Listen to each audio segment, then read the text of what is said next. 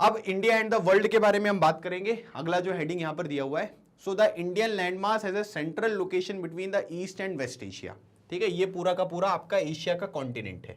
अब एशिया के कॉन्टिनेंट में अगर आप देखेंगे तो ये आपका यहाँ पर ईस्ट एशिया है।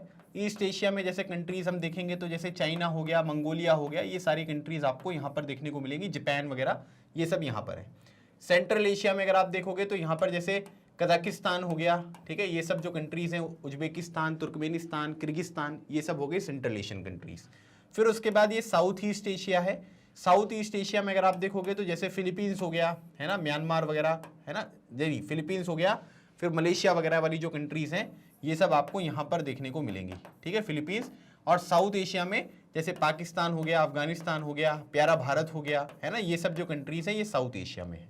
सो और यहाँ पर क्या है कि यहाँ पर अगर आप देखोगे तो यहाँ पर आपको वेस्ट एशिया देखने को मिलेगा, है ना। वेस्ट एशिया में जैसे यूएई हो गया, सऊदी अरेबिया वगैरह, ये सब कंट्रीज यहाँ पर लोकेटेड हैं। तो अभी आपको इस पॉइंट पे क्या बोला गया, जैसे ये यहाँ पर ईस्ट एशिया है, ये आपका वेस्ट एशिया है। ठीक है, अब यहाँ पर क्या है, इसमें ये बोला जा रहा है कि Indian landmass has a central location between east and the west Asia. समझ में आ गया, ये हो गया ईस्ट एशिया, ये हो गया वेस्ट एशिया, इसके बीच में प्यारा भारत आपको यहाँ पर देखने को मिल रहा है। ठीक है, clear. India is a southward extension of the Asian continent. बिल्कुल सही बात है। कैसे, क्योंकि ये एशिया कॉन्टिनेंट हो गया और एशिया कॉन्टिनेंट का यहाँ पर जैसे ये पूरा पॉइंट है ना, ये ऐसे ऐसे दिया हुआ है, तो साउथ एशिया है ना, साउथ एशिया में भारत आपको देखने को मिलेगा। एक ऑर्गेनाइजेशन है जिसको बोलते हैं SAARC, south Asian association for regional cooperation. ठीक है, जिसमें स्थापना जो इसकी हुई थी वो 1985 में हुई थी।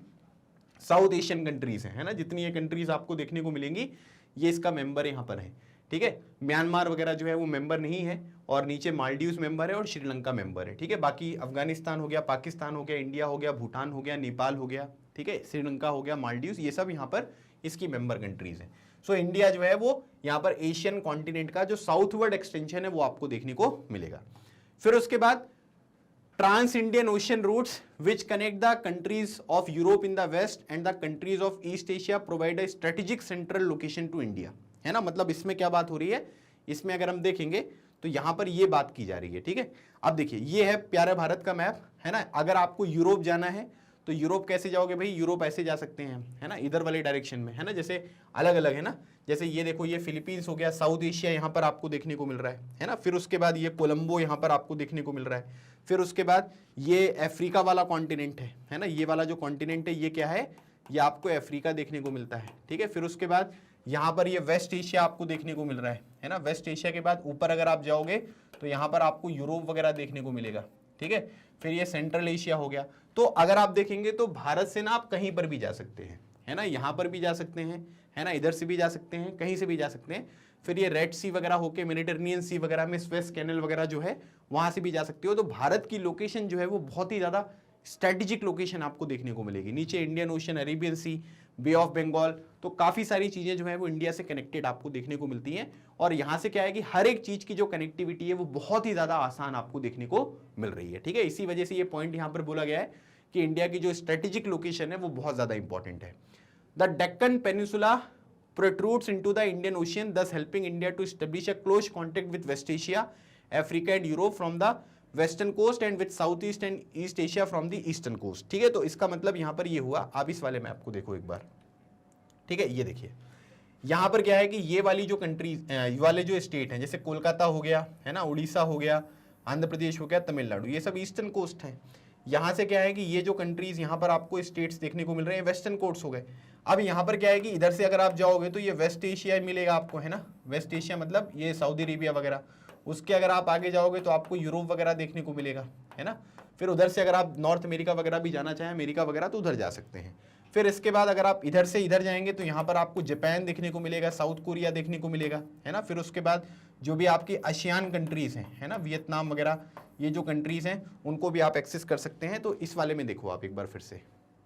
ठीक है, इसमें देखिए यहाँ से क्या है कि इधर से आप वेस्ट एशिया जा सकते हो, किधर से, वेस्टर्न कोस्ट की तरफ से यूरोप जा सकते हो, नॉर्थ अमेरिका जा सकते हो। और यहाँ से क्या है कि ये फिलीपींस वगैरह, है ना, ये ऑस्ट्रेलिया वगैरह, मलेशिया वगैरह, ये जापान यहाँ पर आपको देखने को मिल रहा है। तो इस तरीके से आप इस डायरेक्शन में जो है वो यहाँ पर मूव कर सकते हो। तो भारत की लोकेशन जो है वो बहुत ही ज्यादा स्ट्रेटेजिक आपको यहाँ पर देखने को मिलेगी। फिर बोला जा रहा है डेक्कन पेनिनसुला का मतलब यहां पर क्या हुआ भाई, देखिए डेक्कन पेनिनसुला मतलब जैसे ये मालवा प्लेटू है ना, उसके नीचे वाला जो, जिसको हम हिंदी में दक्कन का पठार कहते हैं, है ना, जैसे महाराष्ट्र वगैरह ये सब जो दक्कन प्लेटू वाला रीजन है, वहां पर आपको ये देखने को मिल रहा है। No other country has a long coast line on the Indian ocean as India has, and indeed it is India's eminent position in the Indian ocean. मतलब कि जितनी ज्यादा बाउंड्री हम यहाँ पर इंडियन ओशन में शेयर करते हैं, है ना, ये जो बे ऑफ बंगाल है और जो अरेबियन सी है, ये क्या है, ये ब्रांचेस हैं इंडियन ओशन की, है ना, ये इंडियन ओशन ही है। सो अगर आप देखोगे तो यहाँ पर क्या है, क्योंकि इंडियन ओशन में देखो, इंडियन नाम ही इसका इसलिए पड़ा है क्योंकि भारत के साथ इसका बहुत ज्यादा कनेक्शन आपको देखने को मिलता है। सो जितना पोजीशन हम यहाँ पर इंडियन ओशन में यहाँ पर शेयर करते हैं, उतना और किसी को नहीं है, which justify the naming of an ocean after it, ठीक है। और इसी वजह से भारत के नाम पर इसका नाम जो है वो इंडियन ओशन यहाँ पर रखा गया है। Since the opening of Suez canal, ठीक है, ये भी एक इंपॉर्टेंट फैक्ट है, ठीक है, इसको यहाँ पर आप फैक्ट के रूप में देख लेना। अब यहाँ पर किसकी बात हो रही है, स्वेज कैनल की। देखो स्वेज कैनल जो है वो यहाँ पर क्या करता है कि रेड सी को मेडिटरेनियन सी से यहाँ पर कनेक्ट करता है, ठीक है, रेड सी को मेडिटरेनियन सी। जैसे अगर आप देखेंगे तो ये हो गया आपका मेडिटरेनियन सी, ये हो गया आपका, यहाँ पर नीचे जाएंगे अगर आप, तो यहाँ पर क्या है कि यहाँ पर आपको, ठीक है, मतलब नीचे जाएंगे तो आपको यहाँ पर रेड सी देखने को मिलेगा, ठीक है। तो ये हो गया आपका रेड सी मान लेते हैं। तो यहाँ पर देखो ये है आपका स्वेज कैनल, ठीक है। तो स्वेज कैनल जब से यहाँ पर बन गया है ना, इसकी ओपनिंग कब हुई थी, 1869 में। 1869 में स्वेज कैनल यहाँ पर ओपन हुआ। तो आप ये कह सकते हैं कि India's distance from Europe has been reduced by 7000 kilometre, है ना, मतलब 7000 किलोमीटर जो डिस्टेंस है वो यहाँ पर जो है वो कम हो गई है, ठीक है। तो इसका क्या मतलब हुआ, कैसे जाएंगे सर, थोड़ा देखो। अब देखो यहाँ पर है आपका मुंबई से अगर हमारा कोई सामान यहाँ से जा रहा है, ठीक है, ये गया यहाँ से, ऐसे गया, ठीक है, यहाँ से देखो ये रेड सी है, ठीक है, ये वाला जो पोर्शन है ये क्या है, ये रेड सी है ना, रेड सी। उसके बाद देखो ये स्वेज कैनल हो गया, और इसको अगर हम यहाँ से ऐसे कनेक्ट कर देंगे तो ये मेडिटरेनियन सी में पहुंच गए, ठीक है। तो ये रूट यहाँ पर ओपन होने से करीब 7000 किलोमीटर की डिस्टेंस जो है वो यहाँ पर कम हो गई। अदरवाइज पहले क्या होता था कि पहले हमको पूरा अफ्रीका घूमकर इस तरीके से यहाँ पर जाना पड़ता था, है ना। तो अफ्रीका घूमकर अगर हम जाएंगे तो फिर बहुत टाइम लगेगा और डिस्टेंस भी बहुत ज़्यादा हो जाएगी। तो इसीलिए यहाँ पर क्या है कि ये चीज़ ओपन होने से बहुत ज़्यादा बेनिफिट यहाँ पर हुआ। तो आपको ना कुछ फैक्चुअल इन्फॉर्मेशन यहाँ पर याद रखनी है कि स्वेज कैनल जो है वो 1869 में ओपन हुआ था, ठीक है। फिर उसके बाद यूरोप से जो डिस्टेंस हमारी है वो 7000 किलोमीटर यहाँ पर कम होती हुई दिखाई दी। तो ये फैक्ट आपके एग्जामिनेशन में डायरेक्टली जो है वो यहाँ पर पूछा जा सकता है, ठीक है। क्लियर हो गया। चलिए अब उसके बाद अगर हम देखेंगे कि भारत जो है वो पूरी दुनिया से बहुत टाइम से यहाँ पर कांटेक्ट कर रहा है ना, मतलब एंशियंट टाइम से अगर हम देखेंगे तो ट्रेड वगैरह की जो एक्टिविटीज वगैरह थी वो बहुत बड़े स्केल पर हो रही है।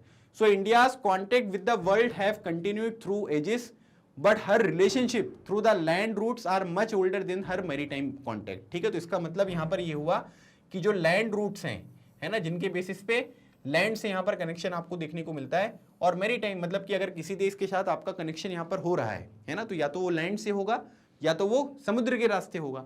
तो वही बोला जा रहा है कि but her relationship through the land routes are much older than her maritime contact, ठीक है। मतलब कि समुद्र के रास्ते से जो कॉन्टेक्ट आपको देखने को मिलेगा वो थोड़ा नया है, लेकिन लैंड के रास्ते से अगर आप देखेंगे तो वो थोड़ा सा आपको पुराना यहां पर देखने को मिलता है।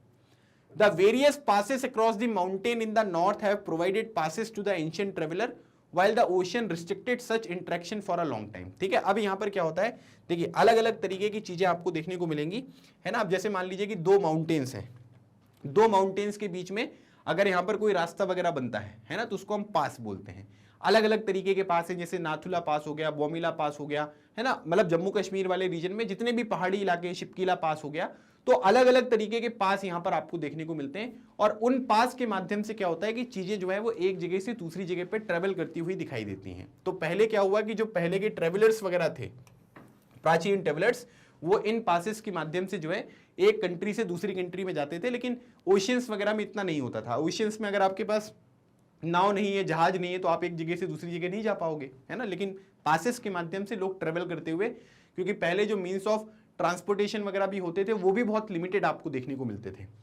The ideas of the Upanishad and the Ramayana, the stories of Panchatantra, ठीक है। पंचतंत्र की कहानी जो है वो पंडित विष्णु शर्मा जी ने यहाँ पर लिखी थी, है ना। कई बार आपने इसके बारे में भी सुना होगा, तो ये नाम भी आपको याद रखना है कि पंचतंत्र जो है वो यहाँ पर विष्णु शर्मा जी ने यहाँ पर लिखा था, ठीक है।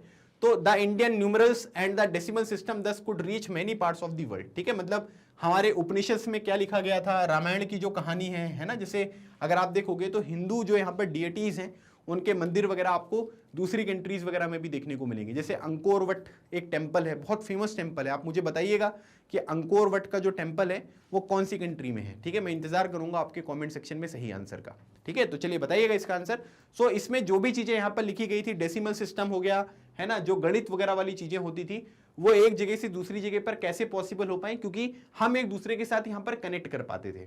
अगर ये सब चीजें नहीं हो पाती तो फिर क्या होता कि प्रॉब्लम ये हो जाती कि हम आसानी से जो है वो चीजों को कनेक्ट नहीं कर पाते। तो ये भी एक पॉइंट जो है वो आपको यहां पर समझना है, याद रखना है। ठीक है, the spices, muslin and the other merchandise were taken from India to different countries. ठीक है, मतलब अगर आप देखेंगे तो हमारे देश में अलग अलग तरीके के, जैसे स्पाइसेस वगैरह के लिए बहुत ज्यादा चीजें यहाँ पर फेमस थी, मतलब स्पाइसेस हो गए, कॉफी वगैरह हो गए, इन सब चीजों के लिए जो यहाँ पर हमारे देश में अलग अलग तरीके के प्रोडक्ट वगैरह होते थे, है ना, उनके साथ हमारी ट्रेड एक्टिविटीज बहुत होती थी, है ना, लोगों को काली मिर्च वगैरह बहुत पसंद आती थी, है ना, तो इस तरीके से हमारा जो यहाँ पर प्रोडक्ट है वो भी दूसरी कंट्रीज में पहुंचा। On the other hand the influence of Greek sculpture and the architectural style of dome, ठीक है, and minarets from west Asia can be seen in the different part of our country. ठीक है, तो अब इसमें यहां पर क्या बोला गया कि जब क्या होता है कि लोगों के साथ हमारा इंटरेक्शन आपको देखने को मिलता है, सो इंटरेक्शन की वजह से काफी सारी अलग अलग तरीके की चीजें जो हैं वो हमारे देश में